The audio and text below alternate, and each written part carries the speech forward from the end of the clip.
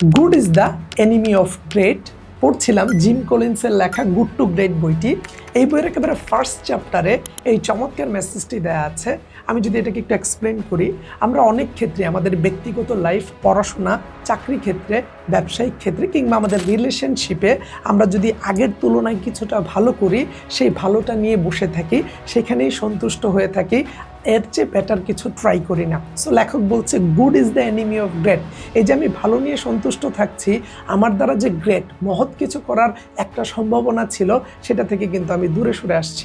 তার মানে এখানে গুডটা কিন্তু আমার ভালোর জন্য একটা ব্যাড জিনিস হয়ে দাঁড়াচ্ছে, আমার জীবনে এগিয়ে যাওয়ার ক্ষেত্রে একটা প্রতিবন্ধকতা হয়ে দাঁড়াচ্ছে।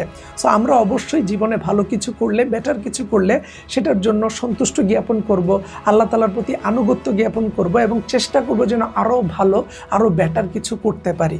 কারণ আমরা যেন কমফোর্ট জোন নিয়ে বা কমফোর্ট জোনের মধ্যে সবসময় বসে না থাকি।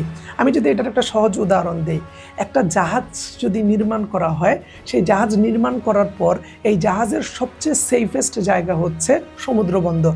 একটা জাহাজ সমুদ্র বন্দরে সবচেয়ে বেশি নিরাপদে থাকে, কিন্তু সেই জাহাজটাকে কি সমুদ্র বন্দরে রাখার জন্য তৈরি করা হয়েছে? কখনোই না। একটা জাহাজকে কিন্তু তৈরি করা হয় এইটা অনেক উঁচু উঁচু ঢেউ, ঝড় তুফানকে পাড়ি দিয়ে এক গন্তব্য থেকে অন্য গন্তব্যে যাবে। ঠিক একইভাবে আমরা যখন গুড নিয়ে স্যাটিসফাইড হয়ে বসে থাকি, আমাদের জীবনের উদ্দেশ্যটা কিন্তু গুড নিয়ে স্যাটিসফাইড হয়ে বসে থাকা না, আল্লাহ তাআলার প্রতি আনুগত্য জ্ঞাপন করে পরের ধাপের জন্য চেষ্টা করা এবং আমাদের চেষ্টায় একাগ্রতা, আগ্রহ যদি সৎ থাকে, ভালো থাকে, অবশ্যই তা আল্লাহ তাআলা কবুল করবেন এবং আমাদেরকে গ্রেট হতে সহায়তা করবেন।